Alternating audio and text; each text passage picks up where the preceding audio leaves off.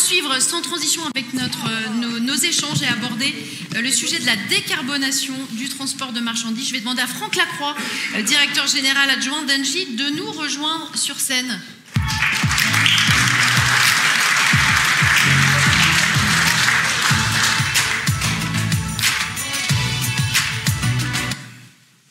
Franck Lacroix, bonsoir et bienvenue. On est ravis de vous avoir avec nous sur ce petit plateau. Engie a lancé il y a quelques mois le premier corridor électrique pour poids lourds entre Paris et Lyon. C'était du jamais vu en Europe, hein, je le rappelle. Comment ça se passe et ce sera quoi le next step désormais? Racontez-nous. Ce corridor, il a 9 mois. C'était en octobre. Octobre. C'est en octobre 2024. Oui, il va très bien. Je suis très heureux de parler de ça en fait ce soir avec vous tous et toutes. Parce que je trouve qu'il illustre très bien en fait l'engagement qu'on prend au sein de Moving On, que prend Engie. On nous a demandé de formaliser nos vœux, notre engagement. L'engagement d'Engie, en fait, c'est d'être capable de combiner en vérité les systèmes futurs de la mobilité et de l'énergie au service d'une mobilité durable, attractive, pour plus de liberté de chacun et surtout une économie compétitive. Et je trouve que le mot de système qui a un peu été prononcé à plusieurs reprises, pour moi, il résonne très très fort en fait. Le système de l'énergie, c'est une réalité. L'énergie, c'est d'abord local, et je suis complètement d'accord pour dire que c'est localement qu'on prend l'énergie et qu'on la consomme plutôt que de l'envoyer à l'autre bout de la planète, etc. C'est quand même tellement plus efficace, tellement plus évident. Bon, mais le monde de l'énergie est en train de se complexifier parce que diversité de sources énergétiques qui fonctionnent de manière différente, et pour qu'on évite ce qui s'est passé en Espagne, en péninsule ibérique, tout ça devient très compliqué. Donc on est obligé de s'y mettre tous ensemble. C'est une réalité sur les systèmes de l'énergie. Sur la mobilité, c'est la même chose. En vérité, la mobilité, elle est locale, et on doit tenir compte de la réalité urbanistique de chacun des territoires. Il y a des lacs de la montagne, de la mer. C'est vrai pour l'énergie, c'est vrai pour la mobilité. Et donc, il faut savoir raisonner local, mais faire système. Et là où c'est génial pour une boîte comme la nôtre, c'est qu'il faut qu'on soit capable de combiner ces deux systèmes, parce que le système de nos mobilités ne s'imagine pas sans l'énergie, avec le système de l'énergie. C'est un défi d'intelligence collective que je trouve tout à fait passionnant. Alors, sur cette expérience de corridor pour les poids lourds, bon, pourquoi les poids lourds? Les poids lourds, je crois que ça fait à peu près 30% de gaz à effet de serre, on va dire, pour faire pas les poids lourds, le transport, la mobilité, 26, très bien.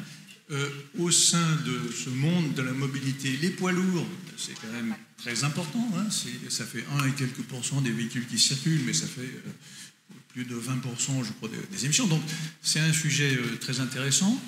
Nous, on a déjà développé des infrastructures électriques décarbonées. C'est notre vocation, amener de l'énergie renouvelable dans les voitures, en fait. On ne l'avait encore pas fait sur les poids lourds. Pour une raison simple, c'est que d'abord, il y avait un peu des conflits, des discussions. C'est quoi pour les poids lourds? C'est l'hydrogène, c'est l'électricité. Bon, il a fallu beaucoup de temps pour réfléchir. Le sujet, d'ailleurs, n'est peut-être pas tranché définitivement, mais ce qu'il y a de sûr, c'est qu'aujourd'hui, la réalité qu'on voit, c'est que l'électricité, pour les poids lourds, prend de l'avance, enfin, commence à exister, et on s'est dit, bon, ben, à un moment donné, il faut y aller, il faut ne pas dépenser, investir, et c'est la décision qu'on a prise avec un corridor, 5 stations entre Paris et Lyon, voilà, qu'on observe maintenant depuis quelques temps. Alors, comment aller plus loin, comment accélérer sur ce sujet, et quelles sont les difficultés auxquelles Engie est confrontée? Alors, d'abord, le taux d'utilisation de ce corridor est intéressant. Je veux dire, il a une courbe qui monte, heureusement. Je crois qu'il est de plus en plus utilisé. Depuis 9 mois, il y a eu 1000, pour vous donner un chiffre très concret, un peu plus de 1000 sessions de charge électrique par des camions donc sur ce corridor.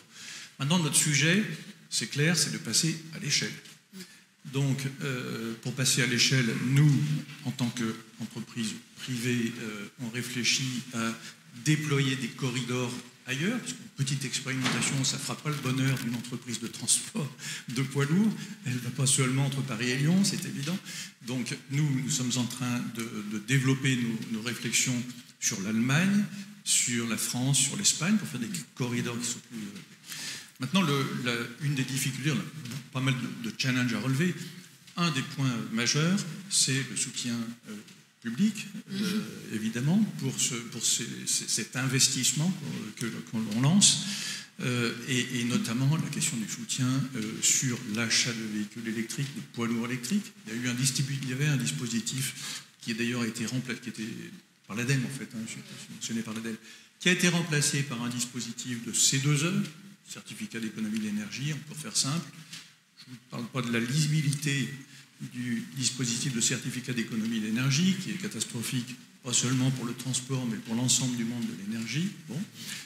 Et deuxièmement, voilà, il y a sur l'utilisation, le subvention des infrastructures, il y avait des aides pour les véhicules légers, et ce n'est pas le cas pour les véhicules lourds. Donc voilà, c'est ce genre un petit peu de sujet sur lesquels on pourrait aussi attendre un peu d'avancée de la fonction publique. Oui, on a bien compris quels étaient les problèmes que vous rencontriez. Karim Adeli, il y a donc un sujet de couverture du territoire sur lequel je voudrais vous entendre. Il y a aussi un sujet de coût pour déployer ces bornes de recharge poids lourds et voitures qui mailleraient le territoire en France. Je vais vous avancer un chiffre, 630 millions d'euros d'ici 2035. Selon une étude réalisée par Enedis, Total Energy et Vinci, c'est ce que ça coûterait. Quel est votre regard sur ce financement de la transition et qui doit porter ce risque d'investissement? Et puis on fera réagir Franck Lacroix juste derrière. Alors, si on parle de 630 millions, ça reste un coût très modeste, je vous le dis, par rapport au budget global des infrastructures totales. Et quand je regarde réellement, quand on vient dans les détails, ça ne met pas en avant le fait qu'on évite des coûts. On évite des coûts sanitaires, on évite des coûts environnementaux que personne ne calcule, alors que c'est une bêtise parce que c'est gagnant-gagnant. Et ensuite, je rappelle quand même que rien que dans la transition, vous regardez notamment le rapport de l'Institut de l'économie pour le climat qui nous dit dans la transition énergétique, c'est pas 630 milliards qu'il va nous falloir, c'est 100 milliards. Donc le chiffre avancé, au fait, c'est rien par rapport à cette transition qu'il va falloir faire et en même temps les gains incroyables qui vont arriver, qui seront gagnants-gagnants. Vous êtes d'accord avec moi? Ah oui, je ne fais pas les questions, excusez-moi. Non, ce que je pense, c'est que les outils qui fonctionnent, c'est quand même les outils de PPP, enfin de partenariat public-privé, la capacité de faire des concessions, d'avoir de la durée. Pour un entrepreneur, ce qui compte, c'est de la visibilité et de la durée. Et si, franchement, si on supprimait toutes les lois et qu'on donnait une garantie sur la visibilité et la durée, mais ça changerait le monde, ça changerait beaucoup de choses. Nous, on joue notre rôle d'industriel. Notre rôle d'industriel, c'est de régler des sujets très concrets. Où est-ce qu'il faut poser les infrastructures au meilleur endroit? Là, on fait appel à des partenaires, l'intelligence artificielle, on gère toutes les données, on nous dit, voilà, dans 5 ans, c'est là qu'il faudra aller, et on prend des... On le fait. On fait aussi, on prend nos risques technologiques. Par exemple, pour les poids lourds, il va falloir des chargeurs qui font 1 mégawatt. C'est une nouvelle technologie qui n'existe pas aujourd'hui. Aujourd'hui, c'est la moitié. Et pour les véhicules, c'est à peu près 1/10. On prend notre risque. On va doubler sur toutes nos stations de poids lourds les nouvelles technologies MCS avec les CCS qui existent aujourd'hui. On prend ce risque. On va aussi être capable de régler des sujets très opérationnels pour les transporteurs. Le transporteur, c'est quoi son problème? Il va avoir des véhicules un peu moins autonomes. Il va falloir qu'il s'arrête, mais quand il s'arrête, qu'il soit sûr qu'il a une place devant la borne. Donc on développe des solutions digitales, des rendez-vous, de toute la logistique autour de ça. Ça, on le fait. Mais si on regarde ça, on n'a pas la durée pour investir, et ce qu'offrent bien les concessions, notamment sur les autoroutes ou ailleurs, et si on n'a pas une visibilité sur les incitations, et donc le corollaire, ça c'est nous qui prenons le risque, les conséquences sur les flux, si on n'a pas cette visibilité, c'est très compliqué. Alors allons plus loin, Franck Lacroix, si vous le voulez bien. On a parlé de ce corridor poids lourd. Est-ce qu'un jour, ce corridor pourrait être prolongé jusqu'à un port? On va basculer sur la question des ports, sur la fin de cette séquence. Mais, alors bien sûr, et pourquoi est-ce que c'est stratégique? Le corridor, c'est comme c'est un couloir, on va dire. Il y a un bout de chaque côté. Donc normalement, il y a soit une ville ou des choses comme ça, ou bien des infrastructures logistiques, des ports, des aéroports, des aéroports. Et bien sûr que ça, c'est un enjeu majeur. C'est un hub de transport par définition. Et c'est des espaces où il y a du foncier, il y a beaucoup d'investissements industriels, il y a une capacité, pas seulement pour ces infrastructures de mobilité maritime ou aéroportuaire, de régler leurs problématiques qui sont déjà pas simples. on le sait tous, sur la mobilité, mais aussi d'influencer tout ce qui est autour, les villes et les infrastructures pour les poids lourds, par exemple. Alors justement, quel choix stratégique est-ce que les ports doivent faire justement pour avancer, pour accélérer sur ce sujet? Est-ce qu'ils doivent intensifier l'électrification d'autres modes de transport? Je pense aux barges, par exemple. Comment est-ce qu'ils devraient faire pour avancer sur le sujet? En fait, d'une manière générale, parce qu'à chaque fois qu'on dit ça, on dit c'est électrique, tirer des lignes électriques, enfin que de l'électrique. Ben non. Non, parce que je le disais en introduction de mon propos, le système énergétique efficace, adapté, il se nourrit d'une diversité de solutions. Et c'est ça qu'il faut qu'on réussisse à faire. Les ports, ils doivent être capables de traiter la question du combustible pour les bateaux, par exemple. Bon. Qu'est-ce qu'on peut faire? Il y a des solutions technologiques intéressantes. On est en train de développer, par exemple, du biométhane pour les grands bateaux. On a d'ailleurs testé des solutions avec une technologie de deuxième génération sur la biométhanisation, sur la gazéification. Vous avez peut-être lu en presse qu'on a fait un stop sur ce sujet-là parce qu'on considère que la technologie n'a pas atteint un niveau de maturité suffisant, mais on est repassé de manière plus pragmatique sur un projet en méthanisation plus classique, je dirais, qui va permettre d'offrir à nos partenaires, CGA, CGM par exemple, une solution pour leur... Mais ces infrastructures qui vont se développer sur les ports peuvent évidemment être mises au service d'autres formes de mobilité. Et c'est vrai aussi, par exemple au port du Havre, on a un projet qui s'appelle le Kérosène, très important projet, qui vient d'ailleurs de bénéficier d'un soutien fort de l'ADEME, 28 millions d'euros, mine de rien, et on s'en réjouit. Et le projet, c'est quoi? C'est de récupérer sur une zone portuaire industrielle sur lesquelles il y a à disposition du CO2 biogénique, on va dire, parce qu'il y a des industriels qui en produisent, qui ne servent à rien, avec une capacité de fabriquer de l'hydrogène grâce à des énergies renouvelables qu'on développe à toute force partout en France et en Europe, on espère bien, pour fabriquer du e-kérosène qui va être injecté dans les tuyaux qui existent aujourd'hui pour alimenter les infrastructures aéroportuaires. Donc non, ce n'est pas une seule énergie, c'est une ouverture à une grande diversité. On l'a compris, on reste sur ce sujet des ports qui est primordial. Karima Delli, on a l'impression que le maritime, c'est un peu le grand oublié de la mobilité. Je me trompe? Absolument. Point d'interrogation. Et comment est-ce qu'on pourrait le prioriser au niveau européen?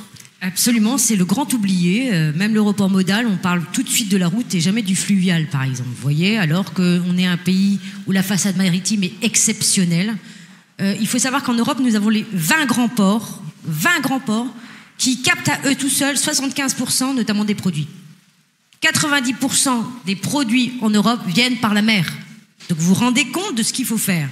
Donc nous, on a fait notre travail puisque nous avons fait dans ce qu'on appelle la stratégie Fit for 55, la volonté de reconversion, notamment des bateaux, avec notamment des énergies beaucoup moins émettrices de CO2. La véritable question, c'est une question de timing.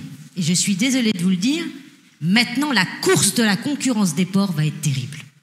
Et je vais vous donner 2 exemples parce que pour moi, c'est assez important. Désormais, les ports veulent jouer les meilleurs, entre guillemets, les ports verts.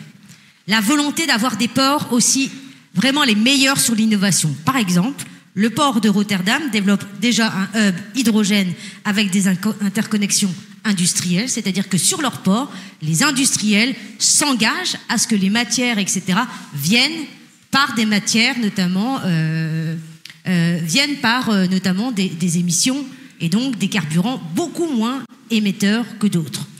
Anvers, Bruges, ça y est, ils ont mis en place tous les bateaux qui arrivent notamment vers ce port, ils ont inventé le Green Shipping Corridor, c'est-à-dire que tout le temps, maintenant, il y a une volonté d'électrification. Dernier truc, et là, on devrait être fiers, c'est Marseille.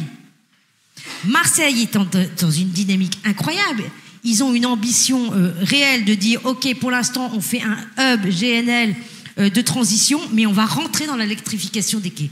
C'est-à-dire que, véritablement, l'enjeu géopolitique même des marchandises se joue maintenant par rapport au port, et je regrette que même sur des questions, par exemple, de mobilité de financement. Alors, je vous le dis, moving on, la prochaine réunion nationale de financement, vous serez aux tables de négociation, je l'espère, parce que là aussi, il faut aider les copains qui travaillent dans le maritime. Et ce levier, ce secteur-là est en train de mourir.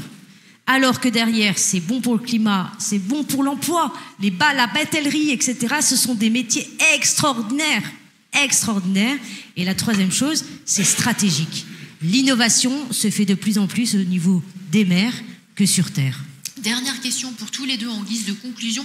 Comment on pourrait imaginer faire évoluer les mentalités sur ce sujet du transport pour que les mobilités, ça devienne finalement un sujet d'exigence, comme je pense à la nutrition par exemple. Est-ce qu'on pourrait imaginer un Yucca des transports, comme on l'a fait sur la nourriture ou la cosmétique? Il y a déjà des malins de start-up qui ont inventé une espèce de label comme ça qui dit votre produit est venu par la mer, est venu par avion, est venu en vélo ou est venu en camion. Vous voyez, ça veut dire que la traçabilité va être un des choix incroyables des consommateurs demain.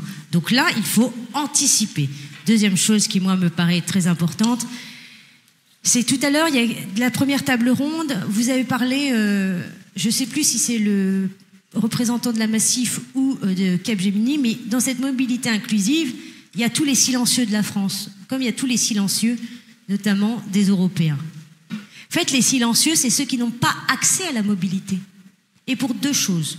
Parce qu'ils n'ont pas les infrastructures ou parce que c'est trop cher. Et sur ces deux volets de la même pièce, vous voyez, il y a un truc qui est incroyable, c'est que l'Europe a déjà défini un mot terrible, les précaires de la mobilité. Ils sont 15 millions en France. 15 millions de personnes, en fait, qui n'ont pas accès à cette mobilité. Et c'est là où il faut faire attention, c'est que les innovations de demain, et ça a été un peu dit, doivent répondre deux enjeux, la justice sociale, la justice environnementale. Et je tiens à le dire de manière assez simple, parfois le politique, il s'invente des nœuds, vous voyez, il s'invente beaucoup de nœuds. Mais parce qu'il ne regarde pas, il ne travaille pas assez avec les entreprises, peut-être, ou avec l'innovation. Et moi, je termine par là, mais j'ai été vraiment très fière en tant que présidente de la commission des transports, d'avoir créé le premier prix européen des startups de la mobilité. Alors, qu'est-ce que c'est que ce truc ? Tout le monde croit que c'est un diplôme. C'est pas un diplôme. Et je suis fière qu'avec Vieille Idée, qui est un accélérateur de startups, le Boston Consulting Group, nous avons ouvert, et justement, avec des critères, etc., nous sélectionnons 10 startups par an, et nous leur faisons le tour européen des grands événements. Et ils rencontrent des investisseurs, des collectivités, et ils émergent, scale-up. Et la bonne nouvelle, c'est que toujours les meilleurs, dans les premiers, c'est qui ? C'est les Français. Donc, je termine par là, en vous disant, merci Moving On pour votre énergie, merci aussi pour volonté de décrire un avenir qui sera meilleur pour la planète, meilleur pour nos enfants, et merci à tout le temps que vous nous donnez pour pouvoir faire en sorte que demain, la mobilité, elle soit juste durable, inclusive, mais qu'elle soit véritablement un bonheur, puisque chacun d'entre nous dessinera sa propre mobilité. Donc il y a la biodiversité, et vous êtes en train de dessiner la biomobilité, et je vous remercie. On va laisser le mot de la fin à Franck Lacroix. Juste une réflexion complémentaire, si on veut éviter que les transformations qu'on est en train de faire soient exclusives, mais au contraire inclusives, je pense qu'il ne faut pas oublier le mot de transition. Tout ne se fait pas d'un coup, on ne va pas arriver de 0 à 100%, ça n'existe pas. Et je pense que ça, c'est un sujet très important. Par exemple, avant, on utilisait du fioul, après du gaz. Maintenant, on utilise des énergies renouvelables. Et les gens disent, mais moi, j'ai de l'énergie renouvelable. Est-ce que vous êtes sûr qu'à chaque instant, l'énergie que vous consommez, elle est renouvelable ? C'est pas parce que vous achetez des garanties d'origine qui font qu'en moyenne, vous avez acheté la quantité, qu'à l'instant où on parle, vous consommez de la renouvelable. On est en train d'inventer ça chez Engie, sans doute d'autres concurrents le font. Ça sera pour la suite, le 24/7 de l'énergie renouvelable garantie. Mais on n'est pas obligé de commencer par ça. Il faut y aller tranquillement, faire confiance à l'ensemble du système et à l'intelligence collective. Grâce à vous, le futur des transports décarbonés est moins utopique et plus tangible. Merci infiniment, Karima Delli, Franck